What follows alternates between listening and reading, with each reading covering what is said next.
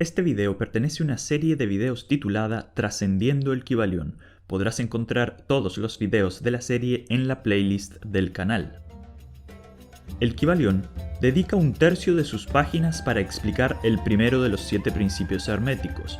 Comienza abordando la temática de la transmutación mental, que representa el aspecto práctico y cotidiano de conocer el principio del mentalismo. Una vez introducida esta misteriosa posibilidad, se adentra en el concepto de el todo. Luego se refiere a la naturaleza mental del universo, realiza algunas aclaraciones sobre la paradoja divina y remata con las imaginaciones de el todo en todo, para referirse a nuestra relación con aquel principio divino que algunos denominarían Dios. En este video recorreremos el aspecto práctico del principio del mentalismo. Acompáñame a trascender la transmutación mental. El Kybalión comienza con una seductora introducción, que ya hemos analizado en el primer video de esta serie, y luego nos resume vagamente los 7 principios herméticos, que serán abordados de manera extensiva más adelante en el libro, en capítulos por separado. Al describirnos brevemente el primer principio hermético, el principio de mentalismo, se nos dice que el todo es mente, el universo es mental. Con esto, el Kybalión nos asegura 2 tesis básicas. 1. Que todo lo observable y lo no observable, lo material y lo inmaterial, energías, fenómenos, materia, fuerzas, etc., son lo mismo en esencia. 2. Que todo lo creado, inmaterial o material, es una creación en la mente infinita y viviente del todo. Luego, asumiendo estos principios desde un inicio y antes de entregar suficientes aclaraciones, se nos dirige inmediatamente hacia el aspecto práctico del mentalismo. El Kybalión nos adentra en los misterios de la transmutación mental, antes de enseñarnos detalladamente a qué se refiere o qué implica el primer principio del mentalismo.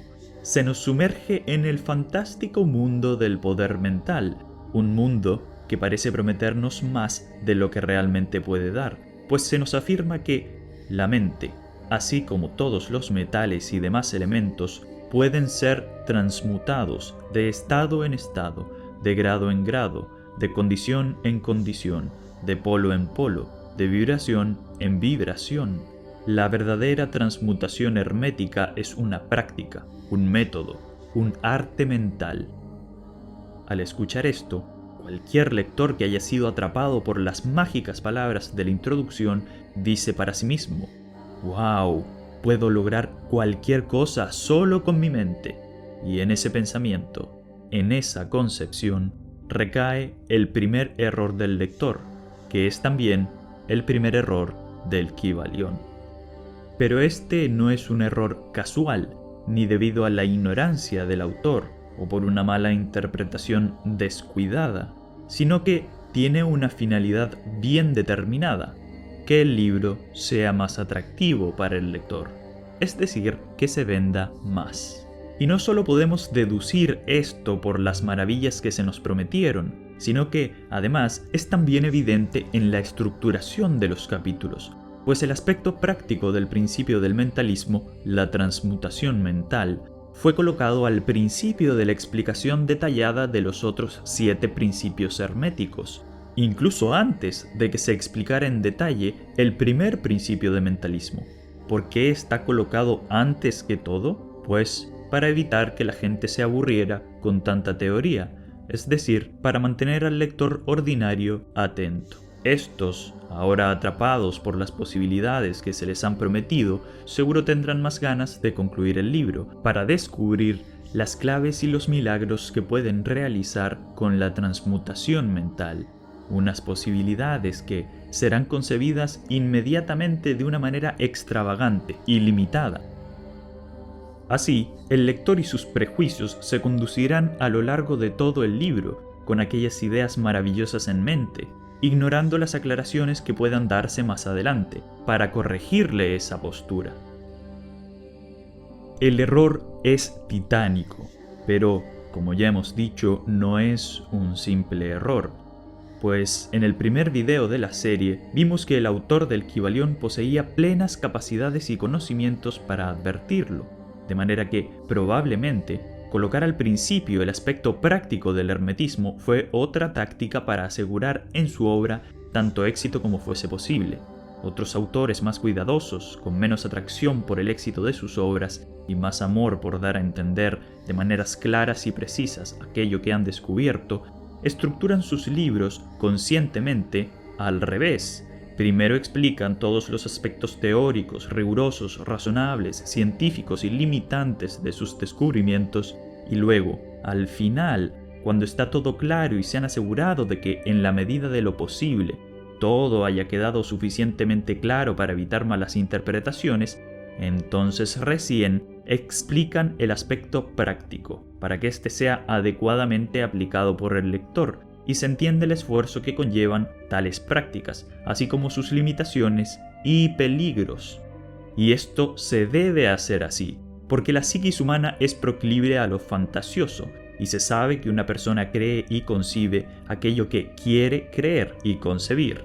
El resto de la realidad es alejada y colocada en el basurero de lo inexistente o invisible.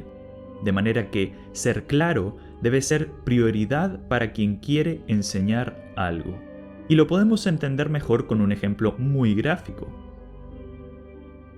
Ningún buen padre le dirá a su hijo: «Hijo, tú podrías volar si lo quisieras. Todos los humanos podríamos volar si quisiéramos». Y luego se irá tranquilo al trabajo, creyendo que el hijo se sentará a meditar sobre las limitaciones o el aspecto metafórico de lo que el padre le quiso decir. Pues el niño, muy convencido en la fe que siente hacia su todopoderoso padre, probablemente se arrojará del techo de su casa apenas el padre se haya alejado un poco. Y entonces el padre volverá para encontrar a su hijo con algunos huesos fracturados y le dirá: «Pero hijo, todos podemos volar, si inventamos alguna máquina para ello». Asimismo se comporta el autor del Kybalión, como un mal padre, que con tal de atraer a algunos niños entusiasmados, exagera el principio de transmutación mental en un inicio, y lo ofrece antes de entregar cualquier claridad sobre la concepción hermética, sobre sus limitaciones, riesgos, peligros o malas interpretaciones que pudiesen originarse. Por suerte, el niño del ejemplo aprenderá la realidad después de quebrarse el hueso y sufrir, porque la ley gravitacional se impondrá a su fantasiosa mente y la corregirá literalmente a golpes. Pero tal no es el caso cuando una persona se interna en el conocimiento ocultista, porque un error conceptual o una mala interpretación puede significar toda una vida de creencias falsas, de imaginar posibilidades irreales, de pretender milagros irrealizables, de razonamientos simplistas y mal logrados, en fin, toda una vida de mediocridad intelectual, falsas expectativas y frustraciones. Este diseño atractivo en la disposición de los capítulos del Kybalión y las promesas exageradas respecto a la transmutación mental dieron origen a la corriente denominada Nuevo Pensamiento, que consideró un buen negocio en apropiarse de aquellas malas interpretaciones y proliferó ofreciendo, desde una conexión directa con la fuente o Dios, hasta curaciones mediante el poder de la mente.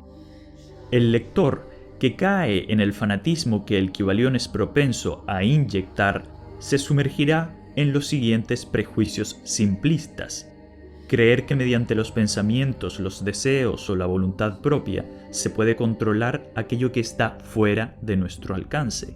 Creer que con pensamientos o fuertes deseos se puede lograr cualquier cosa, como transformar la materia o las energías físicas mediante la acción directa del pensar, los sentimientos o los deseos, sin utilizar el cuerpo como intermediario o como obrador de la voluntad, del deseo o del pensamiento.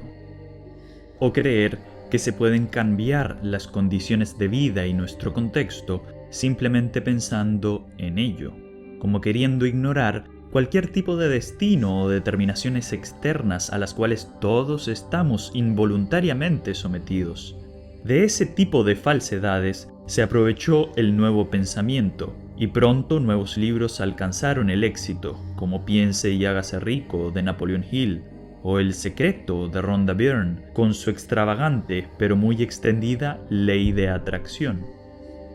De la magnífica estrategia de marketing que se aplicó en el Kybalión, se produjo todo un tsunami de fanatismo, afirmando que la clave de todo éxito se encuentra en los pensamientos positivos y enfocados en un ferviente anhelo por alguna meta, sea esta económica, amorosa, laboral, fama, etc.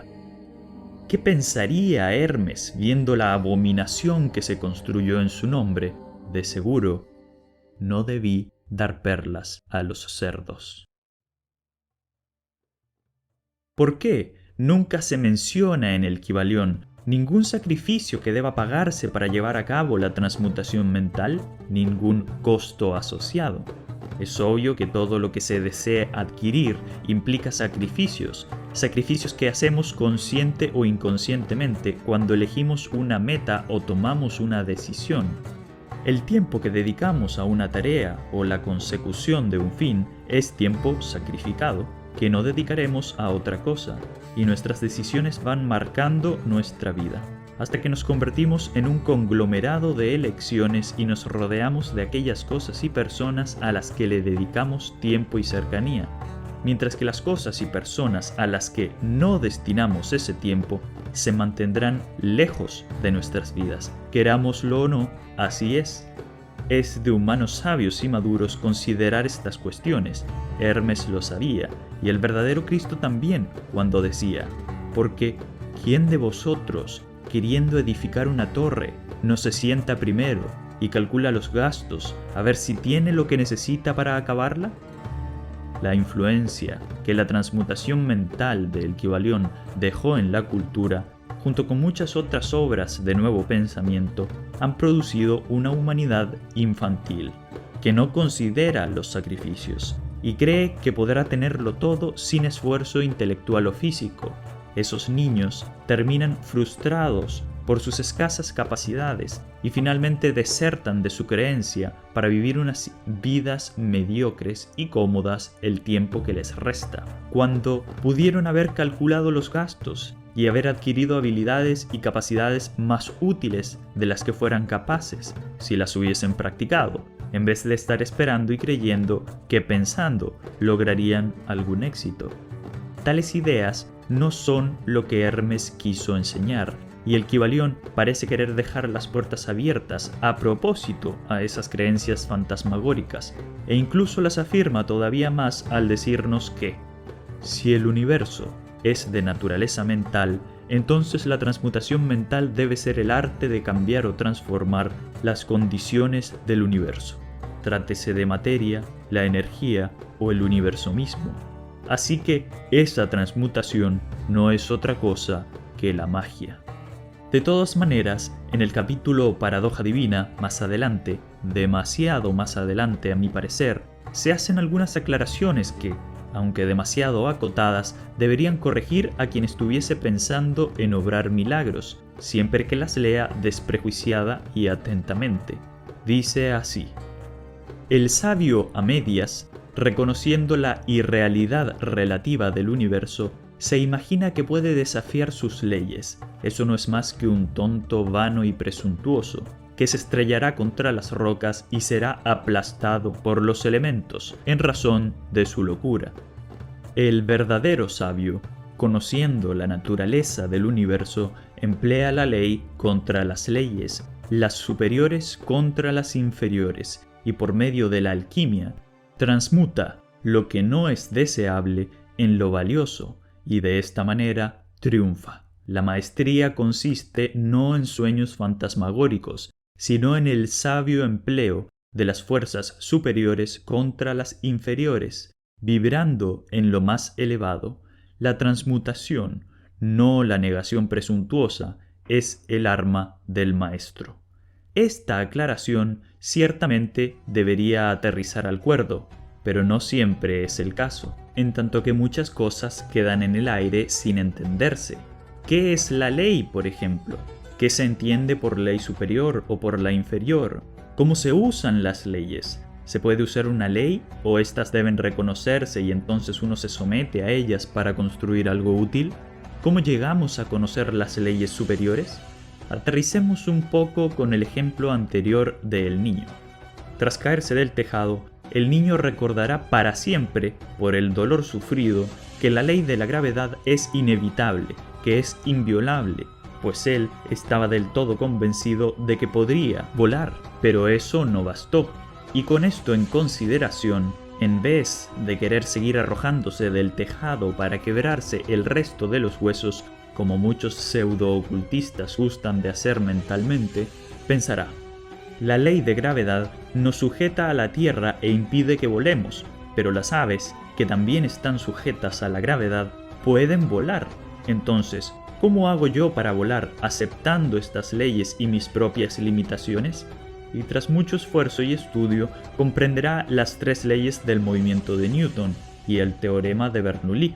Utilizará este conocimiento para diseñar un avión, que será capaz de volar, no violando la ley de gravedad, pues el avión está igualmente sometido a ella, ni usándola tampoco, en tanto que nadie puede usar una ley para aplicarla en sentido opuesto, es decir, no se puede pretender volar redirigiendo la ley de gravedad hacia arriba o cambiando su dirección, sino que se vuela aprovechando otras leyes a favor, es decir, las 3 leyes del movimiento de Isaac Newton y el teorema de Bernoulli. Pensar de maneras simplistas con respecto a lo espiritual o a lo que decían los grandes iniciados es tan torpe como pensar que se puede volar negando la ley de gravedad, utilizando la ley de gravedad o creyendo que mediante sentir e imaginar que volamos es posible lograrlo. Para volar se requirió tremendos esfuerzos e inteligencia, muchas acciones perseverantes, pensamientos razonables y concretos, conocimientos detallados y precisos, transformación de la materia a través de las manos de quienes construyeron los aviones, así como sentimientos de esperanza y fuertes anhelos de volar. Pero hay personas que pretenden reducir toda esta realidad a nada cuando se habla sobre lo espiritual. Al contrario, lo espiritual es tan complejo como lo material. Para entender realmente sus dominios se requiere una mente bien entrenada y lógica, en tanto muchos errores mentales no son tan directamente corregidos por la vida como lo hace la fuerza de gravedad. Se requieren esfuerzos más perseverantes y convicciones más poderosas, en tanto que los logros serán privados y nadie los verá, y a veces ni siquiera nosotros mismos. Se requieren sentimientos aún más fuertes y elevados, pues de lo contrario, nada se nos revelará.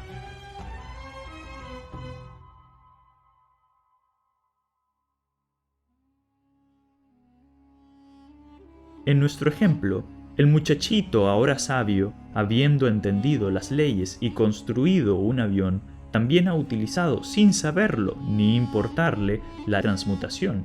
Al fin y al cabo, la transmutación del espíritu o de la mente sobre la materia está en todas partes. La civilización es fruto de esa capacidad.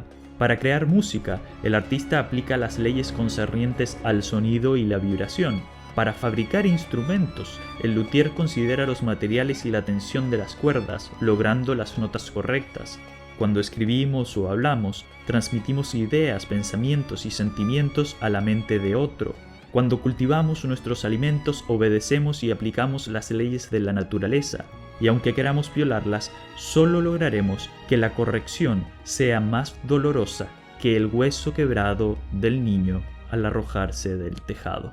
Todo lo creado por el hombre es una transmutación de la materia en algo superior.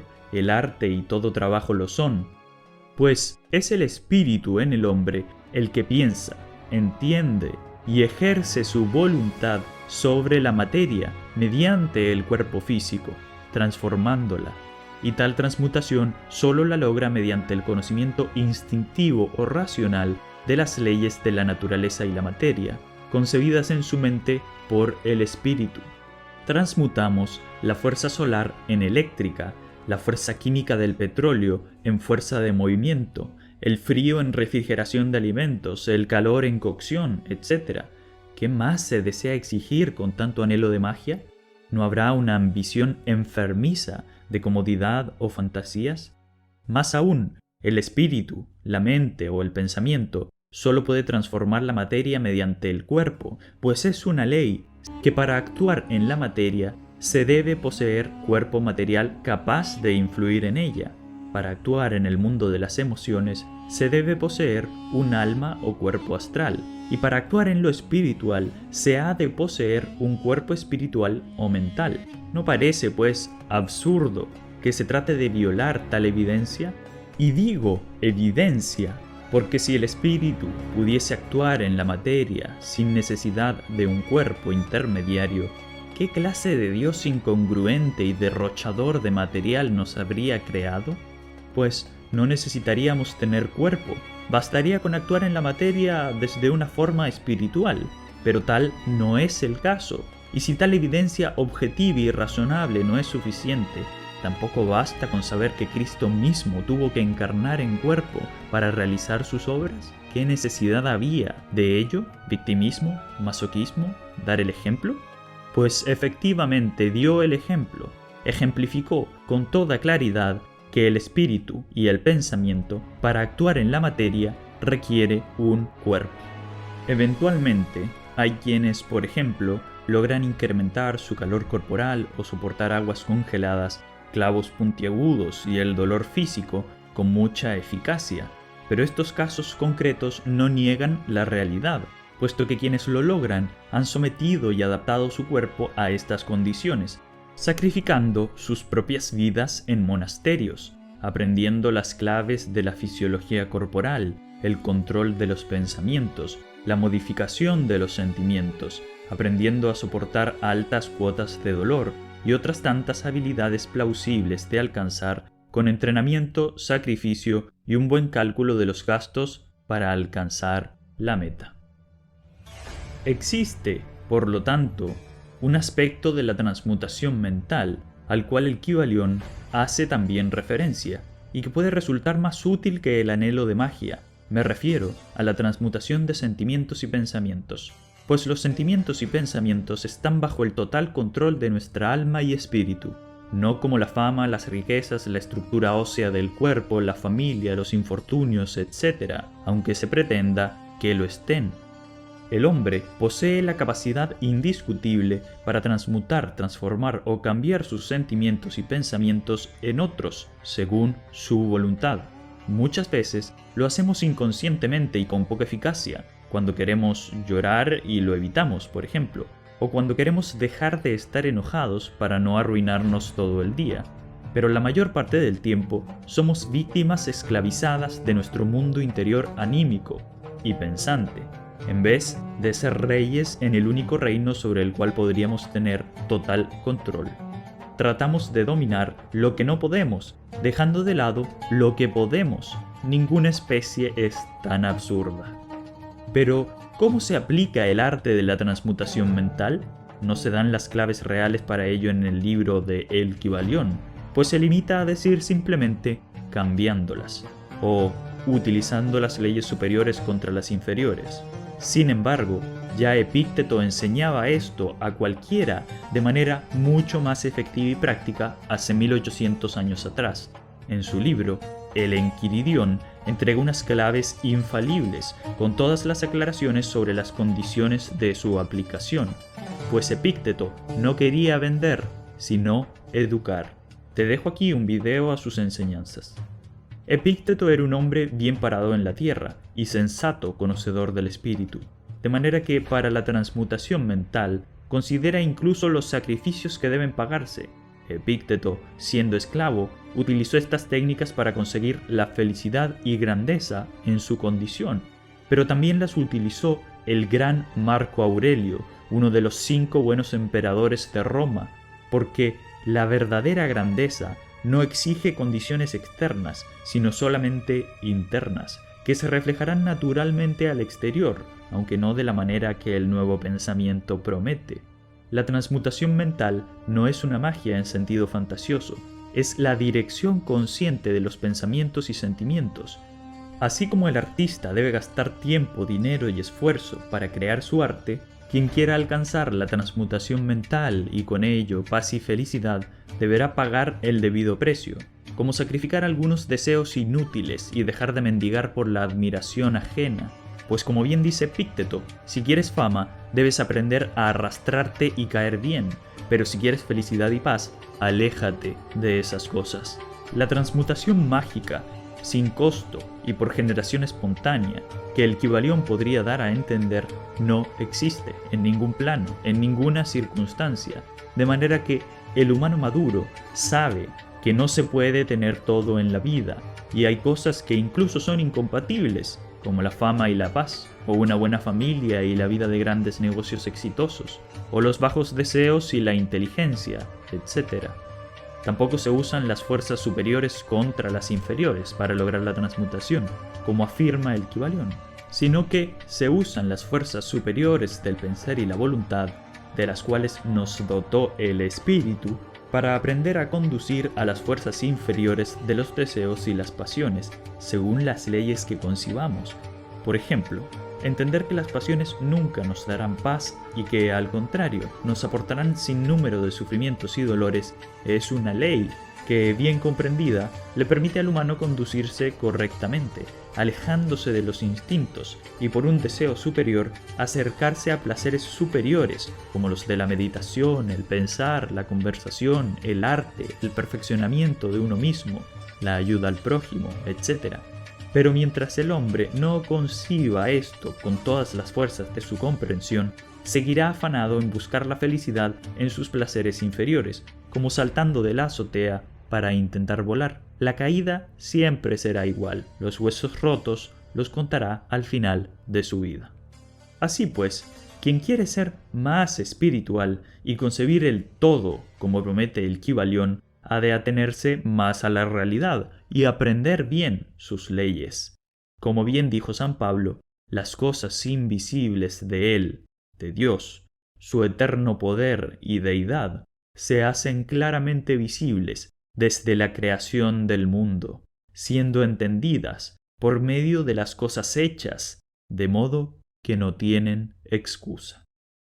Si quieres un ejemplo maravilloso de cómo la naturaleza nos revela las leyes espirituales, te recomiendo ver este video sobre la metamorfosis de las plantas de Goethe. Si este video te gustó o te sirvió, dale like, suscríbete al canal y compártelo a quienes puedan servirles también.